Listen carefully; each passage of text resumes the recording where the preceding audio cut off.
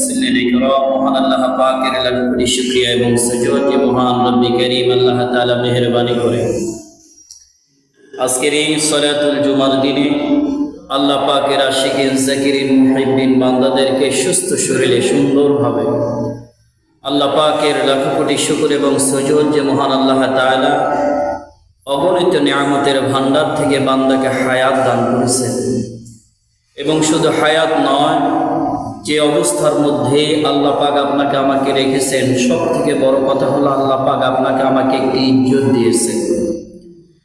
এই ইজ্জত পেয়ে আমরা আল্লাহ পাকের গোলাম হয়ে সুস্থ হায়াতের মাধ্যম দিয়ে আল্লাহর ঘর মসজিদ পর্যন্ত আসতে পারলাম। আমরা সকলে দিল থেকে শুকরিয়া আদায় করি আলহামদুলিল্লাহ। বিশ্ব মানবতার মুক্তির দূত বিশ্বনবী জনাবি মুহাম্মদুর রাসূলুল্লাহ সাল্লাল্লাহু আলাইহি সাল্লামের প্রতি লাখো কোটি দরুদ এবং সালাম। আমরা যে সুস্থ আছি প্রিয় ভাইরা, বলেন এই সুস্থ থাকার পিছনে আমাদের কোনো ক্ষমতা, আমাদের কোনো কার্যক্রম, আমাদের কোনো মহত্ব এবং আমাদের কোনো রকমের কোনো চেষ্টা কি বলেন কাজে লাগবে? যারা বলেন কাজে লাগবে, লাগবে না। আল্লাহ পাক রব্বুল আলামিন কোরআনুল কারীমে জানাই দিলেন, কুলিল্লাহুম্মা মালিকাল মুলক, আমার রাজত্ব, আমার দাসত্ব, তুতিল মুলকা মান তাশা, আর আমার রাজত্বের কাছে, আমার দাসত্বের কাছে পৃথিবীতে কেউ নাই। অত ইজ্জু মান তাশা, এটা মনে রাখো, আমি আল্লাহ পাক যাকে ইজ্জত দেই সেই ইজ্জত পায়। অত ইজ্জু মান তাশা ওয়া তুযিল্লু মান তাশা, আর আমি আল্লাহ যাকে ইজ্জত দেই না, কিয়ামত পর্যন্ত সবার চেষ্টায় যদি সে অব্যাহত থাকে, তাকে কেউ ইজ্জত দিতেও পারবে না। এজন্য আল্লাহ পাকের রহমত এবং ভালোবাসা যে আল্লাহ পাক আপনাকে আমাকে সুন্দরভাবে স্বাধীন একটি দেশে স্বাধীনভাবে আল্লাহর ঘর মসজিদ পর্যন্ত আসার তৌফিক দান করেছেন। সবাই বলি আরেকবার আলহামদুলিল্লাহ। প্রিয় হাজিরিন, কোরআনুল কারীম থেকে আল্লাহ পাক রব্বুল আলামিনের অসংখ্য গণিত আয়াতে কারিমাত থেকে, পবিত্র কালামে হাকিমের মধ্য থেকে কোরআনুল কারীমের একটি সূরা, সূরাতুল আনফাল, আয়াত নাম্বার হলো 75। আমি আয়াতে কারিমা তেলাওয়াত করেছি 2 এবং 3। আল্লাহ পাক রব্বুল আলামিন এর আলোকে ওই একটি কথা আপনাকে আমাকে শুনে আজ এখন এই মুহূর্ত থেকে আমলের জিন্দেগি গঠন করার তৌফিক দান করুক। সবাই বলি আল্লাহুম্মা আমিন।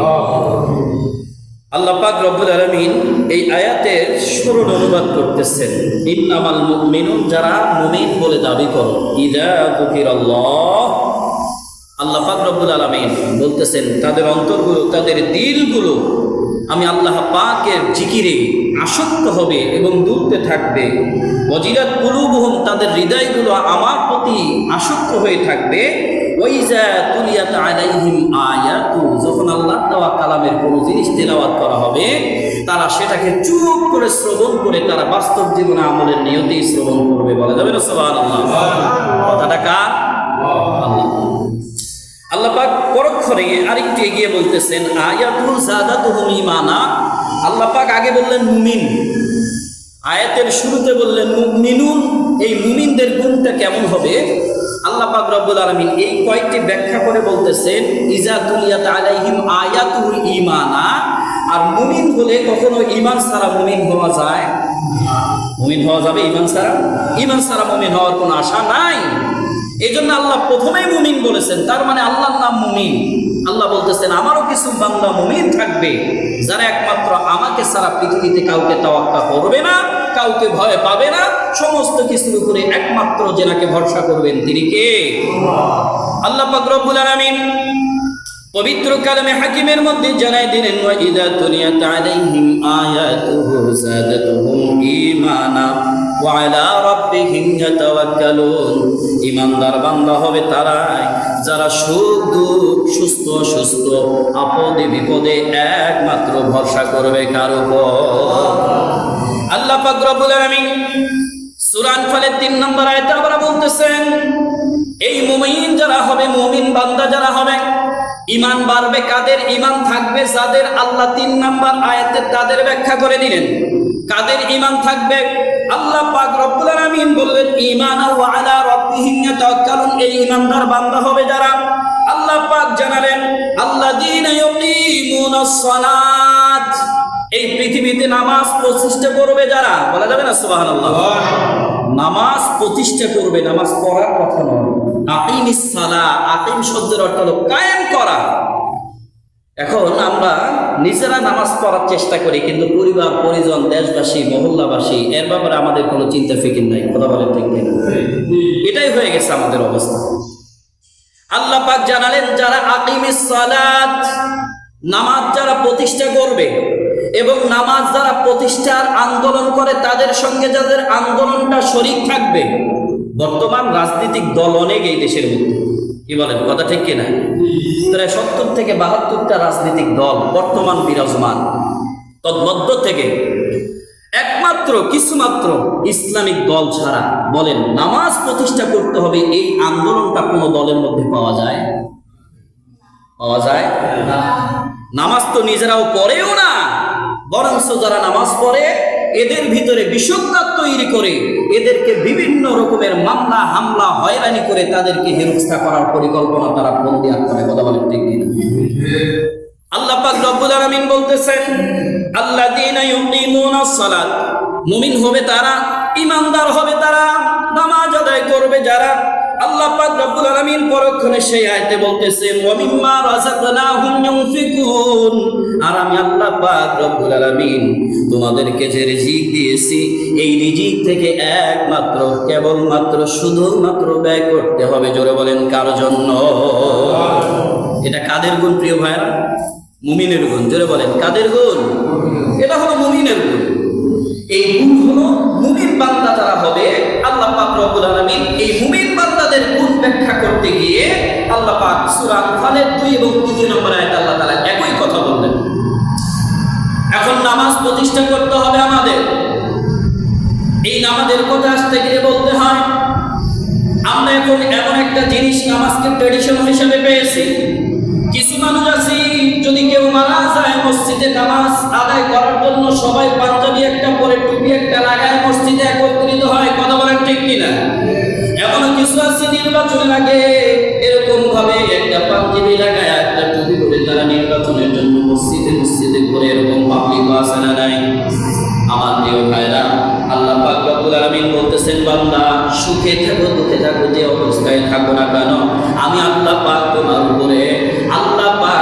উপরে স্বাভাবিক জ্ঞান অধিকারীর মালিক। তুমি যতক্ষণ আমি আল্লাহ তোমাকে করেছি ততক্ষণ পর্যন্ত আমি আল্লাহর বিধান হলো তোমার উপর 5 ওয়াক্ত নামাজ আমি ফরজ করেছি। বলা যাবে না সুবহানাল্লাহ? আমার কলিজার টুকরা মুসলিম ভাইরা, রাসূলের একজন সাহাবী হযরত আব্দুল্লাহ আনসারী তেনার অবস্থানেই নামাজের কথা আলোকপাত হিসেবে আয়াতের ভিতরে তাফসীরবিদগণ বর্ণনা করেছেন যে সুখ অবস্থায় দুঃখ অবস্থায় গরিব এবং ধনী অবস্থায় আমরা যারা গরিব হালতে আছি একটু মিলাই দেখি তো আমাদের জন্য নামাজ পড়া যেমন করে দরকার, এই নামাজটা আপনার আমার সেই সাহাবীর সঙ্গে মিলে যায় কিনা। আল্লাহর রাসূলের একজন সাহাবী হযরত আব্দুল্লাহ আনসারী রাসূলুল্লাহ সাল্লাল্লাহু আলাইহি সাল্লাম ইমামতির মসল্লায় যখন দাঁড়ান অমনি দূর থেকে ছুটে এসে ধপাস করে পিছনে তিনি নামাজে দাঁড়ায় এবং কোনো প্রকারে সালামটা ফিরানো হলো দ্রুত সে নামাজ ত্যাগ করে চলে যায়। এভাবে চলতে চলতে তিনি যখন কোন একদিন আসরের মুহূর্তে আল্লাহ রাসূল জনাবে মুহাম্মদুর রাসূলুল্লাহ সাল্লাল্লাহু আলাইহি ওয়াসাল্লাম আব্দুল্লাহ আনসারী চলে গেলেন।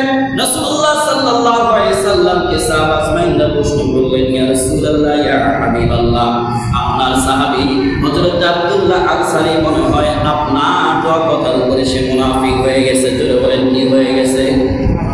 আরো জোরে বলেন। মুনাফিক হয়ে গেছে। রাসূলুল্লাহ সাল্লাল্লাহু আলাইহি সাল্লাম বললেন কারো ব্যাপারে কোনো কিছু না জেনে কোনো কিছু বলা যাবে? আমরা তো অনেক মুসলিম এরকম আছি, 5 ওয়াক্ত নামাজও পড়ি, কিন্তু অন্যের ব্যাপারে কি হয়েছে এবং হয় নাই তার ব্যাপারে দোষ চর্চা করার পিছনে আমরা লেগে পড়ি। কথা বলেন ঠিক কিনা?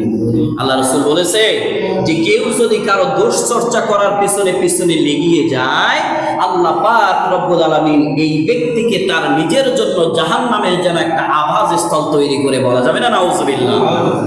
কারণ ইজ্জত এবং বেইজ্জতের মালিক একমাত্র কে? আল্লাহ তাআলা। আল্লাহ রাসূল বলেছে যে সমস্ত বান্দার হক যদি মাফ করে দেওয়াও হয় কিন্তু একটা ক্ষেত্র বান্দার উপর বান্দার সম্পদের হক, কথার হক, এবং কেউ যদি কারো ইজ্জতের উপরও হক নষ্ট করে, কিয়ামতের ময়দানে ওই ব্যক্তি দুনিয়াতে মাফ না করলেও আল্লাহ তাকে মাফ করার কোনো এখতিয়ার রাখে না। হযরত আব্দুল্লাহ আনসারী এভাবে চলে যায়, সবার পরে মসজিদে আসে এবং সবার আগে মসজিদ থেকে চলে যায়। এরকম কিছু মুসল্লি আমাদের আছে না নাই? আমি কি ভুল বললাম? এরকম মুসল্লি নাই? এই যে জুমার দিন দেখেন, তারা নিজেরাও জানে যে জুমার দিনে আগে আসলে যতক্ষণ মসজিদে বসে থাকা হবে ততক্ষণ পর্যন্ত ফেরেশতারা কবুল নামাজের সওয়াব বান্দার আমলনামায় লিখতেই থাকে। আসতে বলেন সুবহানাল্লাহ। শুধু তাই নয়, যতক্ষণ আপনি মসজিদে বসে থাকবেন আপনার দেওয়া রহমতের আল্লাহর ফেরেশতাগুলো আপনার জন্য, তারা গুনাহ মাফের জন্য আল্লাহর কাছে ক্ষমা প্রার্থনা করতেই থাকে। আসতে বলেন সুবহানাল্লাহ।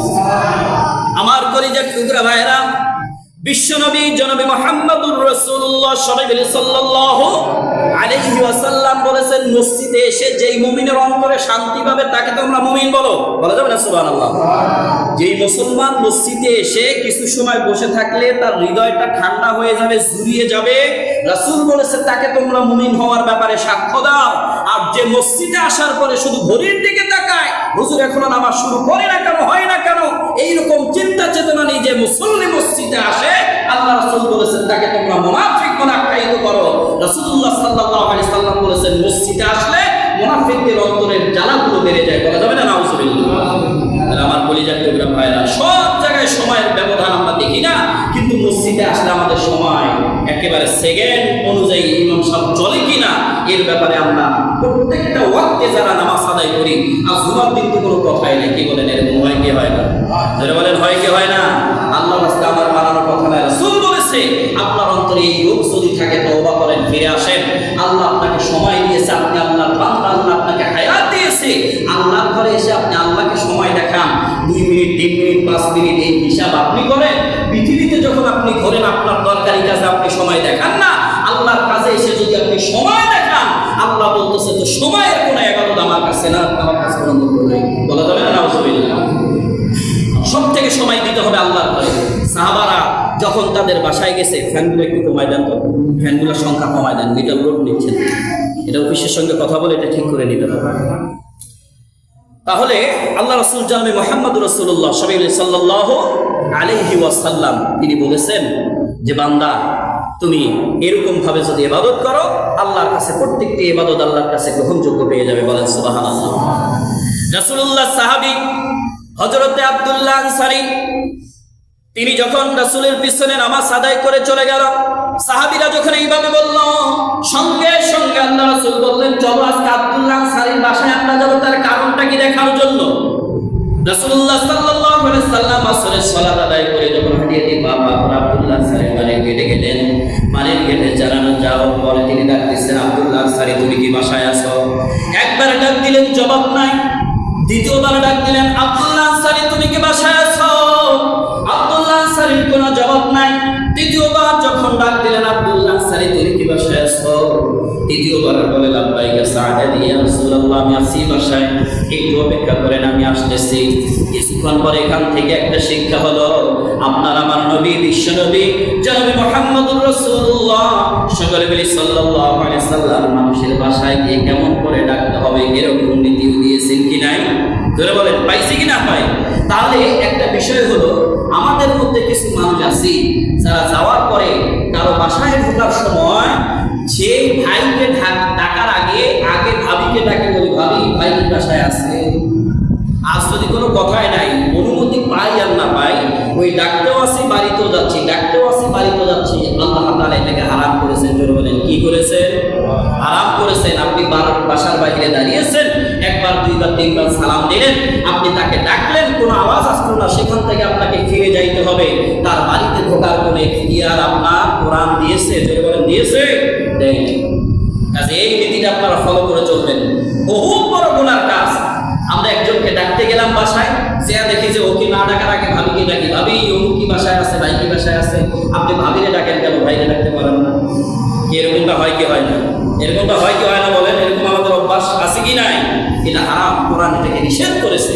আপনি আগে তার স্ত্রীকে যে হোক না কেন, 14 জন গায়ের মাহরামের ব্যতীত আপনি কারোর উপর কোনো হস্তক্ষেপ রাখতে পারবেন না। এটা ইসলামের অনুশাসন, বলা যাবে না সুবহানাল্লাহ।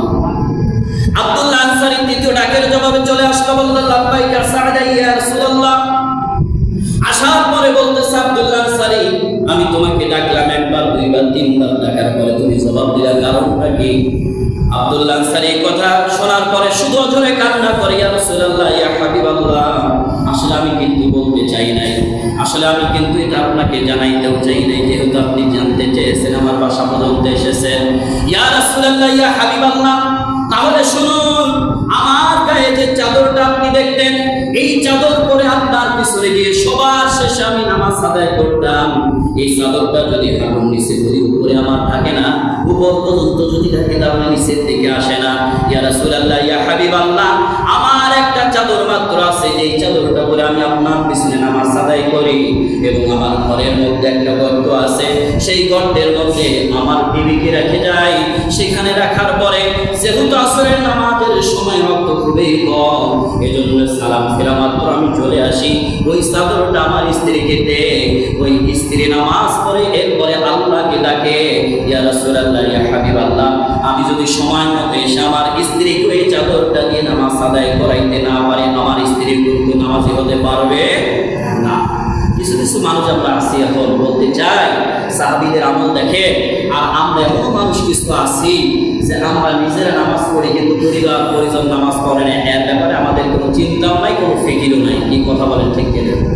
কথা বলেন ঠিক কিনা? এরকমটা আছে কিনা? নিজেরাই নামাজি, 5 ওয়াক্ত নামাজি, কিন্তু স্ত্রী পড়ে না, সন্তান পড়ে না, স্ত্রীর উপর খবরদারি নাই, সন্তানের উপর খবরদারি নাই। যদি তাদের উপর আমরা এই খবরদারি না রাখি, কিয়ামতের ময়দানে আল্লাহর কাছে তারা মামলার আসামি করবে, আর মামলার আসামি করলে কিয়ামতের ময়দানে বাঁচার কোনো উপায়। আব্দুল্লাহ আনসারী তখন বললেন, ইয়া রাসূলুল্লাহ, ইয়া হাবিবাল্লাহ, এই কারণে আমি ছুটে আসি। আসার পরে আমার স্ত্রীকে আমি আমার কাপড়টা দেই, সে সতরটাকে, অন্য সময় সে গর্তে নেমে থাকে, এজন্য আমার স্ত্রী সেই গর্ত থেকে উঠে ওই কাপড় পরে নামাজ আদায় করেছে, আমি ওই গর্তে নেমেছিলাম। আপনার ডাকের জবাব দিতে দেরি হয়েছে, এই জন্য আল্লাহ রাসূল আমাকে মাফ করবেন, ইয়া রাসূলুল্লাহ, ইয়া হাবিবাল্লাহ। কিছু দূরে গিয়ে দেখলেন, ইয়া রাসূলুল্লাহ, ইয়া হাবিবাল্লাহ, তার দেওয়া সন্তান দুজনকে শিকল পরায় রেখেছে। জোরে বলেন, কি পরায় রেখেছে? শিকল পরায় রেখেছে।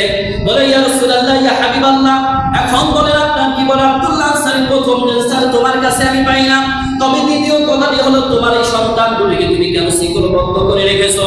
বলে, ইয়া রাসূলুল্লাহ, ইয়া হাবিবাল্লাহ, আমি গরিব মানুষ, সারাদিন মানুষের বাড়িতে কামলা দিয়ে যখন রাত্র হয়, আমি আসার পরে তাদের মুখে আমি কিছু দানা পানি তুলে দেই, কিন্তু কথাটা হলো, ইয়া রাসূলুল্লাহ, ইয়া হাবিবাল্লাহ, আমার বাড়ির সামনে ইহুদির খেজুর বাগান, সেখানে গিয়ে আমার 14 বাচ্চা যুবকেরা তাদের খেজুরগুলো তারা নিচে পড়ে থাকে, সেখান থেকে তুলে খায়। এই কারণে ইহুদি আমার বিরুদ্ধে অনেক কথা বলে, এজন্য আমি তাদেরকে বেঁধে রেখেছি। তবে সব থেকে বড় কথা হলো, ইয়া রাসূলুল্লাহ, ইয়া হাবিবাল্লাহ, আমার সন্তান যদি না বলাতে, না খাওয়াতে, এই ছোট্ট মাসুমগুলো যদি সেই খেজুর তুলে খায়, আর ইহুদি যদি কিয়ামতের ময়দানে আমার বিরুদ্ধে মামলা দায়ের করে, ইয়া রাসূলুল্লাহ, ইয়া হাবিবাল্লাহ, কিয়ামতের ময়দানে আমি আব্দুল্লাহ আনসারীর জান্নাত যাওয়ার কোনো উপায় থাকবে না।